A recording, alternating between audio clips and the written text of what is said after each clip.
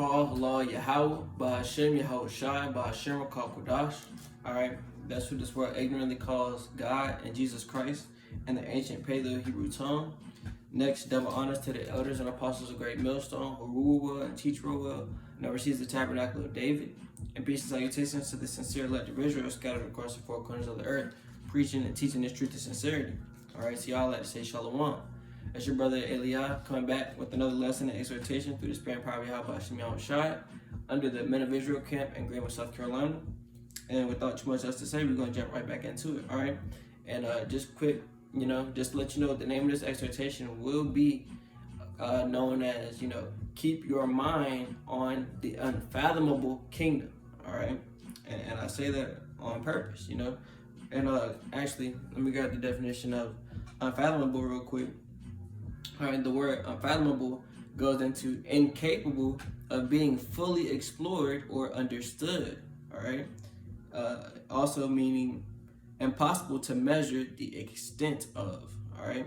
So, like I said, through the spirit and power of Yahweh Hashem Shai, brothers can already see, and, brothers know already, what the prophecies and what the curses, explain is going to happen to the Lord's people in these last days. However, and we're even actually adding on to that, we're even seeing a ton of things coming out that Esau is trying to bring out. We already know the prophecies say, he knows, but he knoweth that he has but a short time, So we already understand, we already know that Esau is going to come out and he's going to come down hard on Israel in these last days, man. Whether it be the lack of food, whether it be, the lack of financial stability, whether it be the lack of, home and security, whether it be the lack of, jobs, whatever. We know that Esau is gonna, cause all of that to happen in a domino effect, and, but we shouldn't worry about those things, Like I said, those are things that we can actually comprehend and understand and worry about. However, if you're trying to receive deliverance and salvation through the spirit and power of Yahweh Hashem Shai, as the hopeful elect are going to, those who are trying to receive that are keeping their minds on things that are hard to be received, hard to be understood, things that, that the scriptures explain and outline, that is actually going to make a difference. We know that the things that are about to happen to us, under Jacob's trouble, what we understand, that all the hell that the Israelites have to go through, we know that it has to happen. Yet we know that there is an end to those things. What we're about to read and through the spirit and power of Yahweh Hashem Shai, what I'm about to exhort through the spirit is that we need to keep our mind on things that are not going to end, the things that are going to last eternally, because that's ultimately what's going to make the difference in these times, all right? This is the book of 1 Corinthians chapter 2, and I'm going to start at verse 1 and read through 11. All right, it reads, And I, brethren, when I came to you, I came not with excellency of speech or of wisdom, declaring unto you the testimony of Yahweh Hashem Shai. For I determined not to know anything among you save Hamashiach Yahweh Shai and him crucified, right? So the brother Paul is explaining, look, I wasn't trying to come to you with smooth words, and I wasn't trying to bring knowledge of things that you had already known and things that most people in high statuses profess and claim as to be wisdom, knowledge, and understanding. I came to you with with nothing but the knowledge of Yahweh Hashem Shai, right? And how Yahweh Shai was crucified. That's what Paul was trying to exhort and bring out to his people, the importance of him, of Yahweh Shai. And as it says in verse 3, And I was with you in weakness and in fear and in much trembling. And my speech and my preaching was not with enticing words of man's wisdom, but in demonstration of the Spirit and of power. Right? So like Paul said, I was with y'all in weakness, right? And what did it say? And in fear and much trembling. Like what we're seeing going on, right now in today's United States of America. There's a lot of fear mongering going on, and a lot of trembling going on because people have this, I call it fear mongering for a reason, because people are fearing this disease called, the C-19, whatever you brothers got a name for it, the government, is responsible for, the understanding of what this quote unquote disease is doing, and that's causing a lot of fear amongst the people and civilians here in America. However, like the brother Paul said, he wasn't worried about that, man. I was with you guys through amongst those things. However, what was he professing? The knowledge of Yahweh by Hashem Yahweh Shai. And it says, continuing on through verse 5, that your faith should not stand in the wisdom of men, but in the power of Yahweh. And think about that, the difference too. A lot of people who were worried about this, pandemic, they were like, oh, we got to stock up on tissue paper and water. We got to do all these things. That's man's wisdom, man. Paul wasn't saying, it's going to get even worse in the last days. Y'all better get that hand sanitizer. Paul was not exhorting that at all, man. He was exhorting Yahweh Shai and his sacrifice and what he did for his people. It says in verse 6, howbeit we speak wisdom among them that are perfect, yet not the wisdom of this world, nor of the princes of this world that come to naught. And that's ultimately what the point, why I titled the lesson, keep your mind on the unfathomable kingdom, right? Because the things that you're worried about right now, they're for naught, man. They're going to come to an end. So why put all your time and effort, and energy into something that's going to be worth nothing in the end? Why not keep your mind on the unfathomable kingdom, something that you can fully process and understand and actually have fruits and benefits from those things, All right, so continuing on, it says, verse 7, but we spake the wisdom of Yahweh in a mystery, even the hidden wisdom, which Yahweh ordained before the world unto our glory. And we're going to go into what that glory is as we continue. It says, which none of the princes of this world knew. For had they known it, they would not have crucified the Lord Yahweh Shai of glory. So remember that. Remember I told you we're going to go into what this glory is that was revealed in a mystery. And like it said, the Lord who was crucified, he was of glory. So it kind of hints, to what this glory is going into and how we're going to receive it. All right. Well, I'm going to continue though, as it says in verse 9, but as it is written, eye hath not seen, nor ear heard, neither have entered into the heart of man the things which Yahweh hath prepared for them that love him. And we already, those brothers who are sincere and, the sisters who are sincere and diligently trying to serve and worship Yahweh Shai in spirit and in truth, we know how to love him. It's to keep the law, statutes, and commandments and the faith in his son, Yahweh Shai, our king, And it says, we can't even fully comprehend. Eye have not seen, nor ear have heard, nor has it come into the heart, which is talking about your mind, the things that Yahweh has prepared for those that love him, which is this kingdom, man, the glory, We can't fully comprehend what we're about to receive and what we're about to inherit. However, when we keep our minds stayed on that, when we keep trying to earn that and receive that, that's going to be what makes the difference between those who are redeemed and saved and those who are lost and destroyed, As I continue in verse 10, it says, but Yahweh hath revealed them unto us by his Spirit, right? For the Spirit searcheth all things, yet the deep things of Yahweh. For what man knoweth the things of man, save the spirit of man which is in him? Even so the things of Yahweh knoweth no man but the spirit of Yahweh by Hashem Yahweh Shai. So ultimately what reveals this wisdom to us, the spirit and power of Yahweh by Hashem Yahweh Shai. Now it's going to be in part, it's going to be in pieces. We're going to get pieces and parts of this kingdom, but at the end of the day, it's still the things that Yahweh by Hashem Yahweh Shai has set up for them that love him. You cannot comprehend, you cannot process it all right now, man. You can't. It's literally impossible, And the Lord set it up that way because his spirit and power is what reveals this wisdom and what reveals this knowledge. And you can't even receive that spirit that does that unless you love him, man. Unless you're keeping his law, statutes, and commandments. So it's set up like this on purpose, But before I continue, like I said, the part of me bringing up 1 Corinthians was going to how hard it's going to be to understand this kingdom, However, like I said, if you keep your mind focused and stayed on that kingdom, you're going to see the benefits from it, man. All right, so with that being said, I want to go ahead real quick. I want to read something from the prayer of Manasseh real quick. All right, so this is the prayer of Manasseh. I'm going to start from the top. I'm not going to read the whole entire prayer, but there's something I want to bring up because it goes on to the point. Start from the top. It says, Yahweh, almighty power of our fathers, Abraham, Isaac, and Jacob, and of their righteous seed, who has made heaven and earth, with all the ornament thereof, who has bound the sea who hath bound the sea by the word of thy commandments, who has shut up the deep and sealed it by thy terrible and glorious name, whom all men fear and tremble before thy power. For the majesty of thy glory cannot be borne, and thine angry threatening towards sinners is importable. But thy merciful promise is unmeasurable and unsearchable. For thou art the Most High, Yahweh B'Shem Yahushai, of great compassion, long-suffering, very merciful, and repentance of the evils of men. All right. So before I read the next few parts, I want to go back and reread something that we just read over, because like I said, it goes on to the point of this exhortation, man. The kingdom and the glory and the power that Yahweh B'Shem Yahushua has set up for those who love him, which the scriptures identify as the elect, the chosen of the nation of Israel, the 12 tribes of Israel. I'm going to read it again. It says, but thy merciful promise, right? The promise of this inheritance, it says what?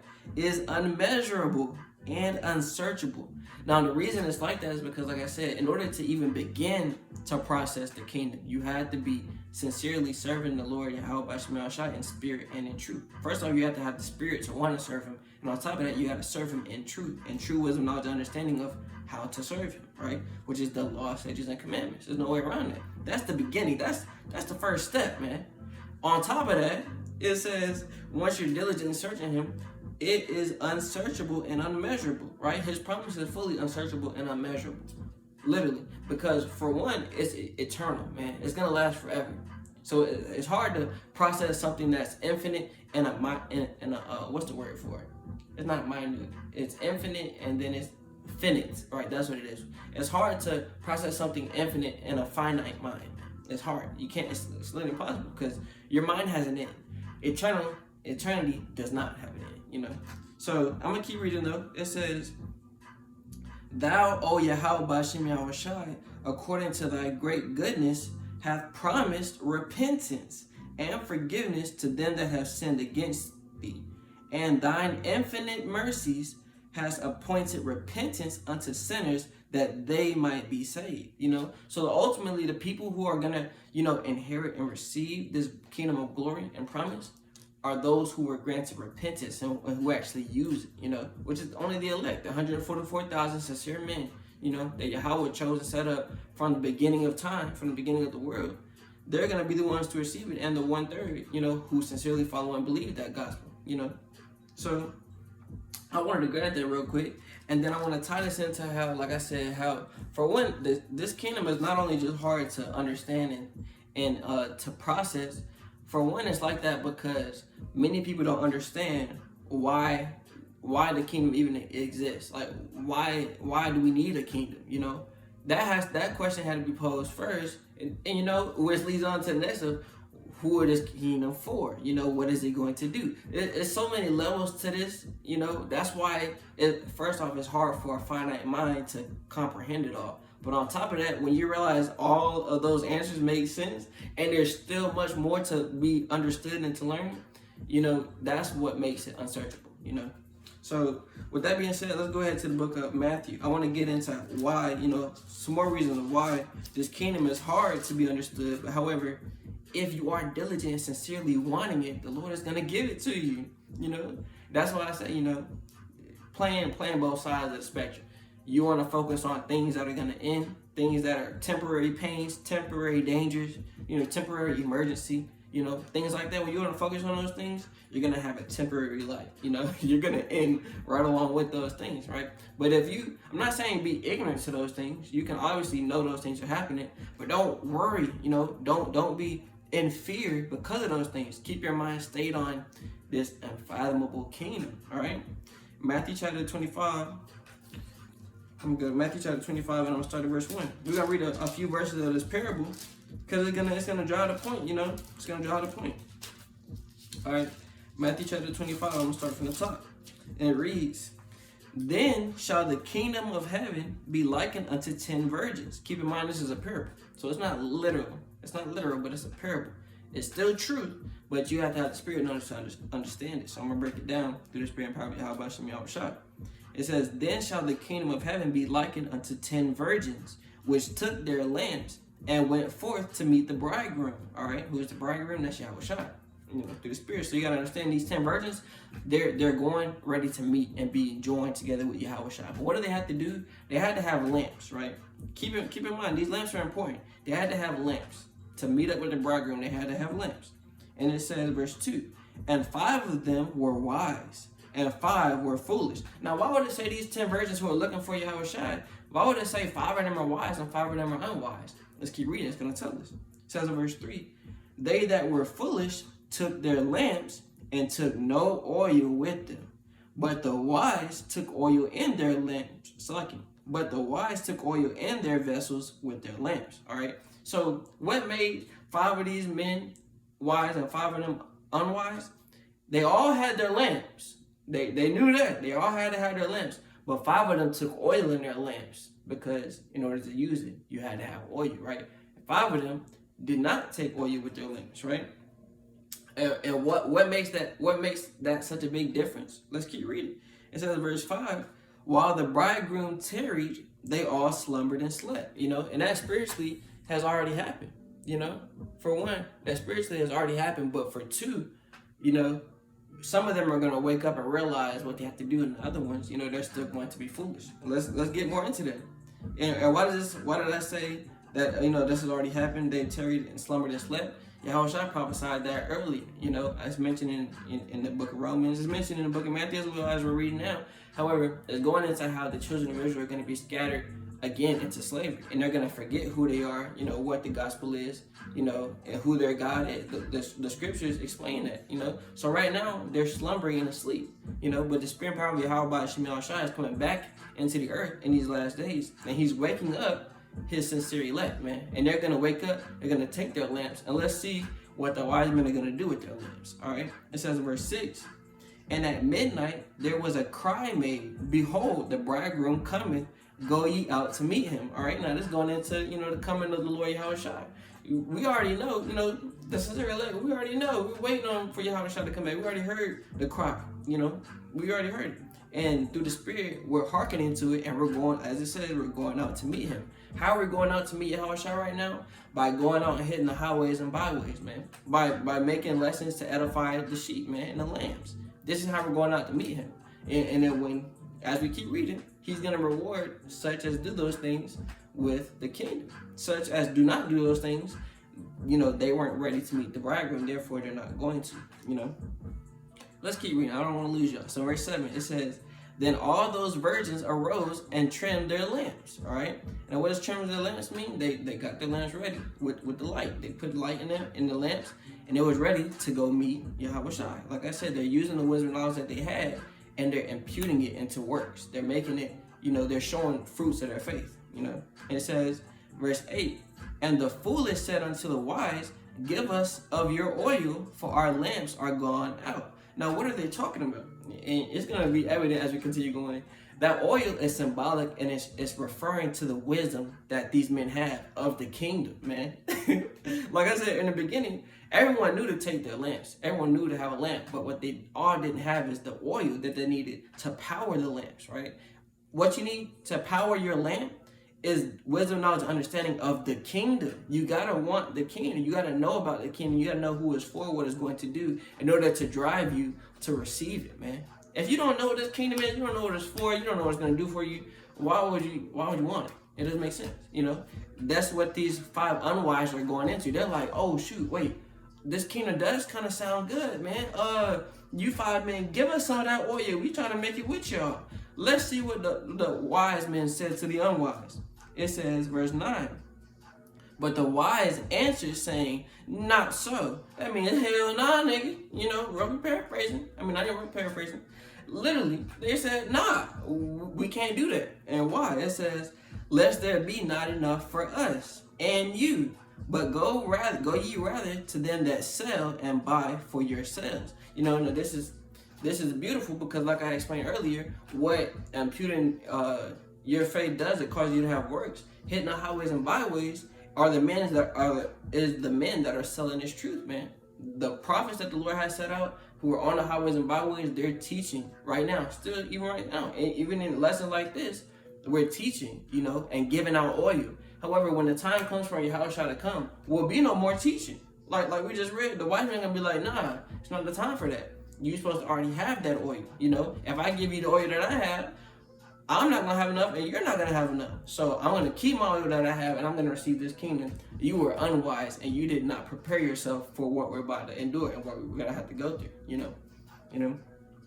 So it continues and says, verse 10, and while they went to buy, the bridegroom came, and they that were ready went in with him to the marriage, and the door was shut. So now why did it say that when the unwise went to go get oil, Yahushua came and they met the bridegroom and the door was shut? What happened? When the true prophets of the Lord stop teaching, when this wisdom, knowledge, and understanding is no more easily accessible by tapping a link, by hitting play on YouTube, by going downtown and just standing there, you know, it's not going to be that easy anymore. When people start to actually want to seek the truth, it's not going to be out there. They're going to go and they're going to hear things like more Christianity doctrine, you know, prepare for the rapture, we're about to be raptured. Like, they're going to hear more Christianity doctrine, they're going to hear some Islamic doctrine, they're going to hear some, you know, some Muslim doctrine, they're going to hear some, you know, whatever, atheist doctrine. Don't worry, man, we're all going to die anyway. Like, that's the type of oil that they're going to be getting, which is no oil at all, man. And like Yahushua just explained, that, I'm going to read it again, verse 10. And while they went to buy, the bridegroom came. Yahushua is going to come. That's salvation. And they that were ready went in with him to the marriage. So those that already had their oils, the knowledge of the kingdom showed these men with that lamp exactly where they needed to go, exactly what they needed to do to meet Yahushua at his coming. And what happened? They were ready. It says they met him. And it says, and went in with him to the marriage, and the door was shut. As soon as those men went in, the door closed behind them. That's it. Everyone, y'all knew when to be here. Y'all knew the rendezvous point. Y'all knew what to do, you know. Now y'all here. Now y'all get to receive it. Boom, you're in. Everybody else, door shut, you know. And what does that remind us of? What happened in the Old Testament, right? With Genesis. Noah, right? When the ark doors closed, after Noah and his sons tried to tell everybody, yeah, this flood's coming, either be obedient or not. When Noah and his sons and their wives entered into the ark with the animals, that door shut. It didn't matter who was on the other side. They were done. That water, you know, started to grow more and more and more, and the Lord killed them, man. If you're not in the spiritual ark, if you're not spiritually following Yahweh Hashem Yahushua in spirit and in truth, serving and worshiping Him in sincerity, when the sincere elect are going to meet Him, that door's going to be shut behind them, and you're going to be still looking for, okay, so wait, they did say go here. It's going to be too late, man. It's going to be too late. As it says in verse 11, afterward came also the other virgins, saying, Lord, Lord, open to us. So they imagine them like people could have been in the old world when the ark door closed to the big ark, you know, the boat. People knocking on, hey, no, open up, man. You were right, man. Let me in. What is the Lord Yahushua going to say? Verse 12, but he answered and said, verily I say unto you, I know you not. And how is Yahushua going to say that to the unwise? He's going to bring that thermonuclear fire and it's going to waste this entire land. You know, Babylon the Great, the scriptures identify as, you know, the land of great judgment, which we know in today's time is the United States of America. You know, the Lord's going to bathe it with fire just like he bathed the earth in the old world with water, man. That's how he's going to say to you, I knew you not. Yeah, I know you not. That's how he's going to say it, man. And it's not going to be any questions about who the elect was in that day and that time, man. It's going to be evident. So going into a little bit more about who this kingdom is for, you know, in detail, and why it exists and why this has to happen, is because the Lord promised it to someone, all right? And it's going to happen. When he said it, he didn't speak in vain. He didn't speak in vanity. He meant it, all right? And that's why, adds on to the point of why this kingdom is so hard to be understood, because people don't believe in, you know, who the Lord promised it to, nor do they believe the stipulations and the circumstances. Like when you write out a contract, that fine print and the details at the bottom that nobody likes to read, that's why people don't believe in the kingdom, man. Because they skip right over that fine print and they sign their name and it has nothing to do with them. It's void. When you actually read the fine print, you know, does this belong to me? You know, does this apply to me? This is what we're about to read, all right? These are the ones, the people who, like I explained, man, who the kingdom is made for and why it's even coming here. Why is it being made in the earth, all right? So this is the book of 2 Samuel, and so I can bear with me one moment. Bear with me one moment.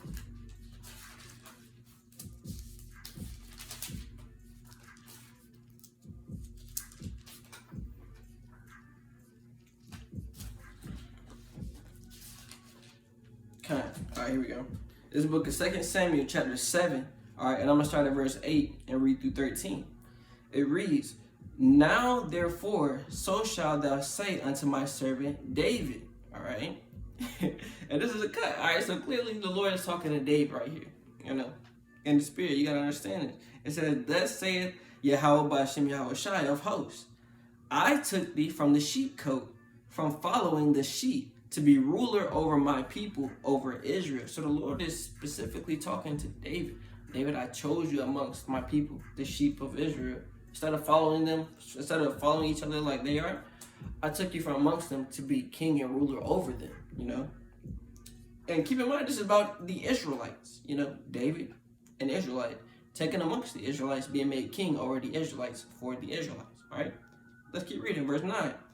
"And I was with thee whithersoever thou wentest, and have cut off all thine enemies out of thy sight, and have made thee a great name, like unto the name of the great men that are in the earth." So keep in mind, we're talking about the point of this lesson exhortation is the unfathomable kingdom, right? The Lord is giving us bits and pieces of what this kingdom is for, you know, and what it is. First off, he's reminding us of what he did with David. Why would that even be important? Because like I said, for one, most people, this is going to go over most people's head because you guys can't understand it. For two, it's because this is where the promise is literally being signed. You know, the Lord promised it to Abraham, Isaac, and to Jacob. However, through their seed, is dealing with specific men. You know, he's going to fulfill it through specific men. And we're going to see that. All right, let's keep reading verse 10.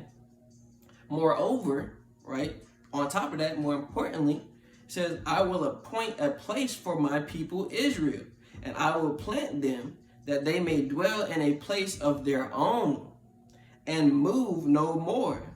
Neither shall the children of wickedness afflict them any more as before time." So this is twofold, and like I said, as we continue, it's going to be more and more evident.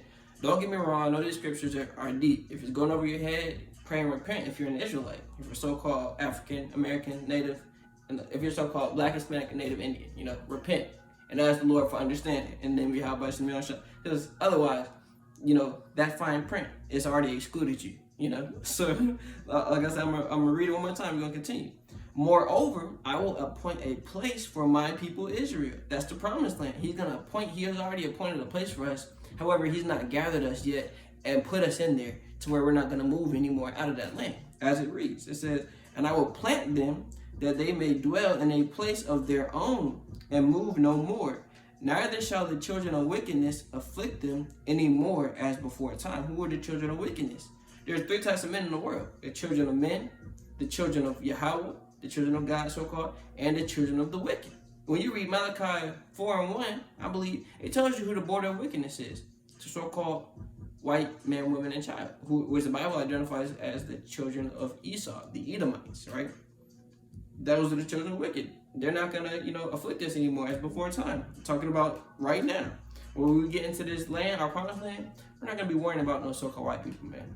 Nor you other nations, you Chinese, Japanese, Arabs, you know, East Indian, whatever. We're not going to be worried or, you know, scared or in fear of our lives anymore. We've gotten our own kingdom, you know. And it says in verse 11, "And as since the time that I commanded judges to be over my people Israel, and have caused thee to rest from all thine enemies," not just Esau, all of them. It says, "Also Yahweh Ba'ashem Yahushai telleth thee that he will make thee an house," right? Peep that. "He will make thee an house. And when thy days be fulfilled, and thou shalt sleep with thy fathers, I will set up thy seed after thee, which shall proceed out of thy bowels, and I will establish his kingdom." All right. Now, who came out of David's seed that was able to build a house? Excellent selection. I'm going to read verse 13. It says, "He shall build an house for my name, and I will establish the throne of his kingdom forever." Let me read that one more time. He, the man that comes out of David's bowels, right?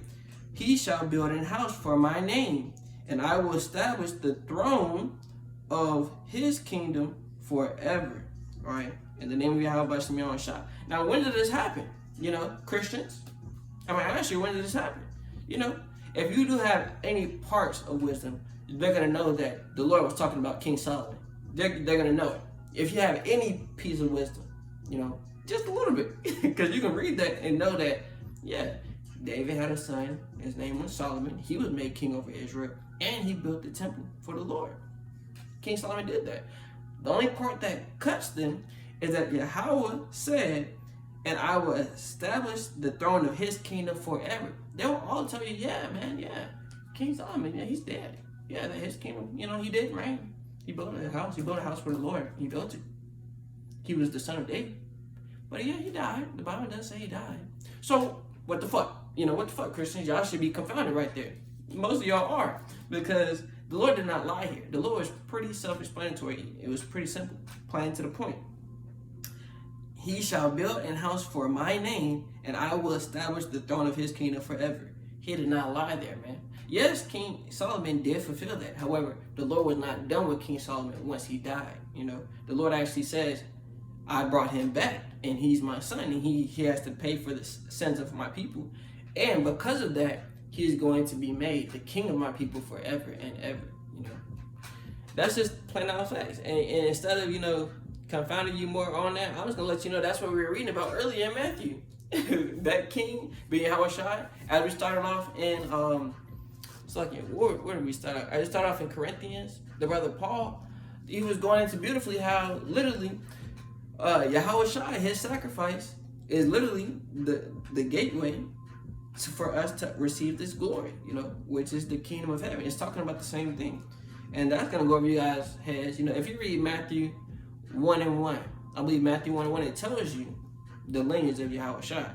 And it tells you through the Spirit who he was. You don't have to agree. That's you lack faith. However, we know the scriptures do not lie.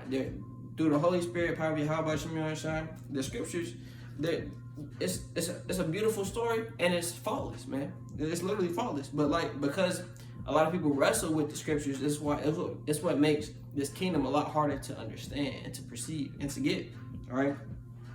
But with that being said, I'm gonna go ahead to Amos. Remember, actually, I'm gonna read verse 12 and 13 again, and I'm gonna go ahead to Amos and just to piece this together, because a lot of people gonna be like, man, this guy, he's bugged out. This guy is gone. How is he saying that King Solomon was his kingdom lasts forever? We know he died.